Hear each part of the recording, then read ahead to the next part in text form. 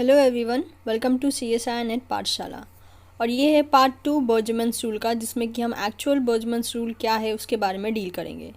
Last video में हमने discuss किया था डिफरेंट टाइप्स ऑफ रूल्स के बारे में कि अगर एक पर्टिकुलर टेम्परेचर जो है वो एनिमल की साइज़ को कैसे अफेक्ट करता है, एज वेल एज़ एनिमल की साइज़ पे डिपेंड होके जो एनिमल्स हैं वो डिफरेंट क्लाइमेटिक कंडीशन में डिवाइड हो जाते हैं।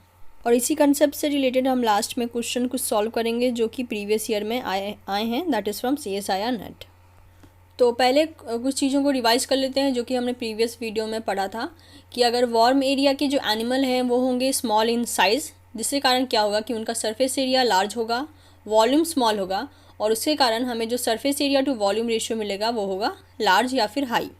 और इसके अलावा इनके अंदर क्या प्रॉपर्टी होती है कि ये जो हीट लॉस है वो अपनी बॉडी से ज़्यादा तेज़ी से कर पाते हैं, दैट इज़ लाइक जो क्योंकि इनका सरफेस एरिया जो है वो काफ़ी बड़ा है, इसके कारण लार्जर सरफेस एरिया से क्या होता है कि हीट लॉस जो है वो जल्दी होता है।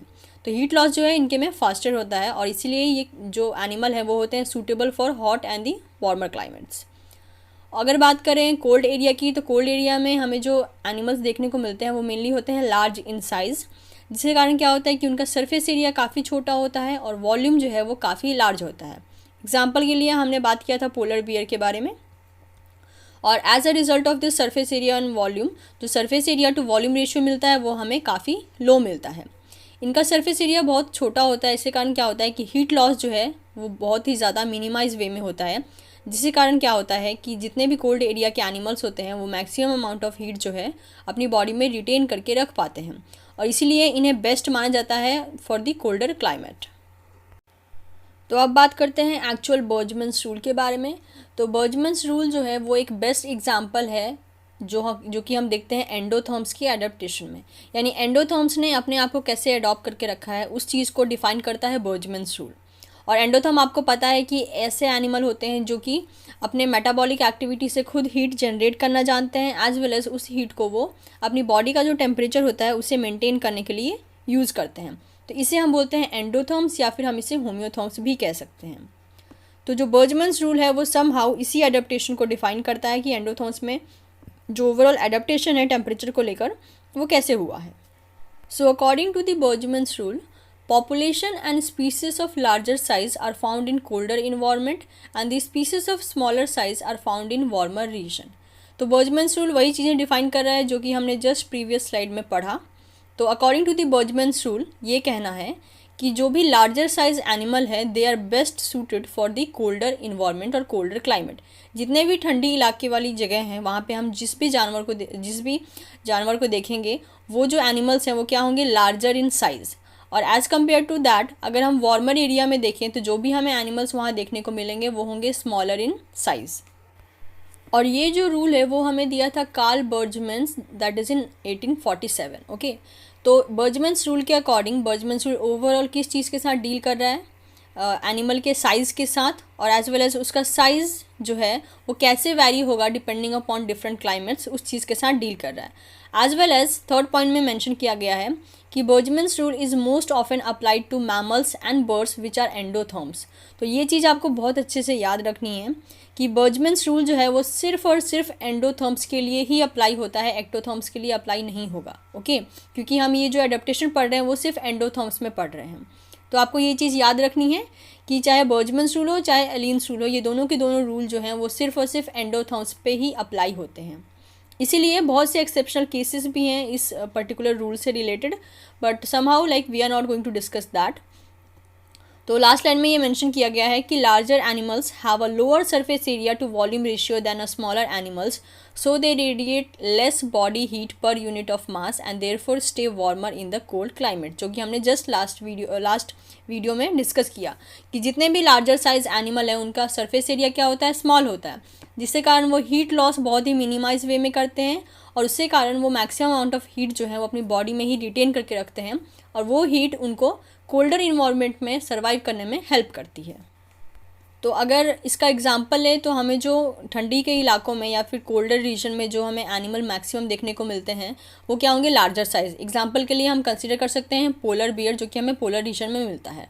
और उसके अलावा जो हमें बाकी डिफरेंट एनिमल्स जो कि हमें वार्मर एरिया में मिलते हैं, उसके लिए आप कंसीडर कर सकते हैं बर्ड्स, जो कि हमें मैक्सिमम जो है वो वार्मर एरिया में मिलते हैं, क्योंकि उनका जो विंग्स और बाकी सब अपेंडेजेस होते हैं वो उनकी सरफेस एरिया को बढ़ाते हैं, जिसके कारण उनका जो हीट लॉस है वो मैक्सिमाइज होता है, ताकि वो वार्म एरिया में भी खुद को ठंडा रख सकें, एज वेल एज अपना सर्वाइवल जो है वो पॉसिबल कर पाएँ। तो इस स्लाइड में हमने बोल्ट्जमैन्स रूल को ओवरऑल समराइज़ किया है। तो पहले लाइन में ये मेंशन है कि larger animal have a lower surface area to volume ratio than a smaller animals, so they radiate less body heat per unit of mass and therefore stay warmer in the cold climate, जो कि हमने just last slide में पढ़ा कि जो larger animal होंगे उसका surface area to volume जो रेशियो होगा वो हमें काफ़ी स्मॉल मिलेगा, ऑलराइट, क्योंकि उनका वॉल्यूम काफ़ी लार्ज है और उनका सरफेस एरिया काफ़ी स्मॉल है, जिसके कारण क्या होगा कि वो लेस हीट जो है वो रेडिएट करेंगे, जिसके कारण मैक्सिमम अमाउंट ऑफ हीट जो है उनकी बॉडी में रिटेन रहेगी और वही हीट उनको कोल्डर क्लाइमेट में सर्वाइव करने में हेल्पफुल होगी। सेकेंड लाइन में मेंशन किया गया है the higher surface area to volume ratio of a smaller animal in hot and dry climate facilitate heat loss through the skin and help to cool the body. यानी जो warmer area के और या फिर warmer climate के जो हमें animals मिलेंगे उनका साइज़ छोटा होगा, लेकिन उनका जो वॉल्यूम है वो क्या होगा, वो हमें छोटा मिलेगा, उनका सरफेस एरिया जो है वो काफ़ी ज़्यादा लार्ज मिलेगा, जिसके कारण क्या होगा कि surface area to volume ratio जो है वो हमें काफ़ी ज़्यादा लार्ज मिलेगा।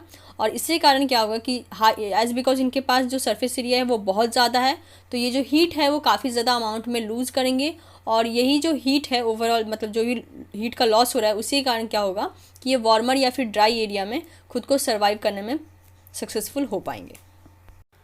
तो आई होप कि जो कंसेप्ट है बोल्ट्जमैन्स रूल का वो अब क्लियर हो गया होगा आप सबके लिए।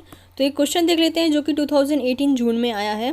तो क्वेश्चन है a general increase in the average body mass of animal population within a species with latitude is known as. तो क्वेश्चन में पूछा गया है कि जो बॉडी मास है वो लैटिट्यूड के साथ इंक्रीज़ हो रहा है, ओके, तो इसको हम क्या कहेंगे। तो जैसे कि अभी हमने जस्ट बात किया कि जो पोलर रीजन में जो हमें एनिमल मिलते हैं और वार्मर रीजन में जो एनिमल मिलते हैं उनका जो बॉडी मास है यानी बॉडी साइज़ जो है वो डिफर होता है, और वही चीज़ उन्हें यहाँ पे भी मेंशन की गई है। तो आपको ये चीज़ हमेशा ध्यान रखनी है कि चाहे साइज़ की बात हो, वॉल्यूम की बात हो, सरफेस एरिया की बात हो, ठीक है, ये सब चीज़ें जब भी मेंशन हो तो आपको एक चीज़ याद रखना है कि वो बोल्ट्जमैन्स रूल से रिलेटेड है, ओके, क्योंकि हमने चीज़ें पढ़ी तो हमें इतना तो मालूम पड़ गया है कि ये जो भी ये फैक्टर मैंने बताया वो सारी चीज़ें बोल्ट्जमैन्स रूल में इंक्लूड होती हैं। तो हम ओवरऑल ऑप्शन देख लेते हैं। पहला ऑप्शन है एलियंस रूल। तो एलियंस रूल के बारे में हम आने वाले वीडियोस में पढ़ेंगे। एलियंस रूल मेनली क्या करता है कि एक ऐसा रूल है जिसमें कि बताता है कि जो एक्सटर्नल अपेंडिजेस है एनिमल के अंदर वो कैसे ओवरऑल सर्वाइवल में हेल्प करते हैं, ओके। तो ये एलियंस रूल जो है वो इसका करेक्ट आंसर नहीं है। सेकेंड ऑप्शन है बोल्ट्जमैन्स रूल। बोल्ट्जमैन्स रूल इसका करेक्ट ऑप्शन होगा, क्योंकि जो भी चीज़ें यहाँ पे मेंशन की गई हैं वो किसके अकॉर्डिंग है, वो बोल्ट्जमैन्स रूल को ही ओवरऑल डिफाइन कर रही हैं। थर्ड में मेंशन किया गया है एली इफेक्ट। एली इफेक्ट के बारे में भी हम आने वाले वीडियोस में पढ़ेंगे, जो कि क्या है कि एक डेंसिटी डिपेंडेंट पॉपुलेशन ग्रोथ और इसी टाइप के कंसेप्ट जो हैं उससे रिलेटेड है। फोर्थ ऑप्शन है हैमिल्टन रूल। हैमिल्टन रूल भी ओवरऑल बेनिफिट और कॉस्ट से रिलेटेड है, जो कि हम आने वाले वीडियो में देखेंगे कि ओवरऑल हैमिल्टन रूल है क्या।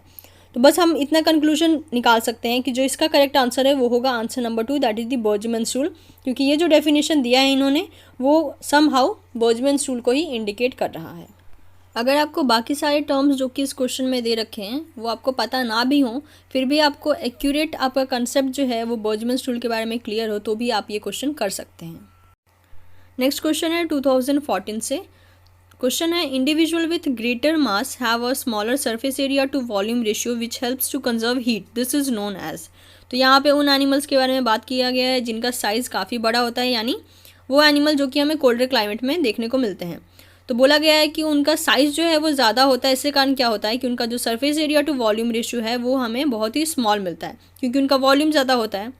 तो ये जो ओवरऑल इनका जो प्रॉपर्टी है वो क्या करता है, उनको हीट कंजर्व करके रखने में हेल्प करता है, जिससे कारण वो अपना सर्वाइवल एक कोल्डर क्लाइमेट में पॉसिबल कर पाते हैं। तो ये जो ओवरऑल डेफिनेशन दिया गया है उसको बेस्ट डिफाइन कौन सा गिवन ऑप्शन जो है वो कर रहा है, ओके। तो ऑप्शन में अगर आप देखेंगे तो 3 जो स्टार्टिंग के टर्म्स है, that is the Liebig rules, Cope's rule and the Gloger's rule, इनके बारे में हम फैमिलियर नहीं हैं। लेकिन जो यहाँ पे डेफिनेशन दे रखा है उससे पढ़ के हम ये तो कह सकते हैं कि इसका जो करेक्ट आंसर होगा वो होगा बोल्ट्जमैन्स रूल, क्योंकि हमने जस्ट इसके बारे में पढ़ा है। तो कभी कभी CSI नेट में ऐसा होता है कि आपको बाकी 3 ऑप्शन पता ना भी हों, लेकिन अगर आप करेक्ट आंसर जानते हो तो आपको बाकी 3 ऑप्शन की परवाह करने की ज़रूरत नहीं पड़ती, आप इजीली जो है वो करेक्ट आंसर निकाल सकते हो। ओके, लेकिन एज बिकॉज ये क्वेश्चन में मेंशन किया गया है that is Liebig's rules, Cope's rule और ग्लॉगर्स रूल, तो इसके बारे में भी हम कुछ वीडियोस के थ्रू क्या करेंगे, बात करने की कोशिश करेंगे, क्योंकि ऐसा हो सकता है कि आने वाले एग्जाम में इन सारे टॉपिक्स पे भी क्वेश्चन आ जाए, क्योंकि अगर ऑप्शन में पूछा जा सकता है तो ऑब्वियसली क्वेश्चन में भी पूछा जा सकता है। तो फिलहाल के लिए तो हम इस क्वेश्चन का आंसर क्या देने वाले हैं, बोल्ट्जमैन्स रूल, लेकिन आने वाले वीडियो में हम ये जो बाकी सारे रूल्स हैं इनके बारे में भी बात करेंगे। तो इसका जो करेक्ट आंसर होगा वो होगा आंसर नंबर 4। सो इसके साथ हमने बोल्ट्जमैन्स रूल का जो कंसेप्ट है उसे क्लियर कर लिया। So if you like this video, then give it a thumbs up and make sure to subscribe this channel for getting more different videos on CSI and NET, that is mainly in Hindi. Thank you so much for watching this video.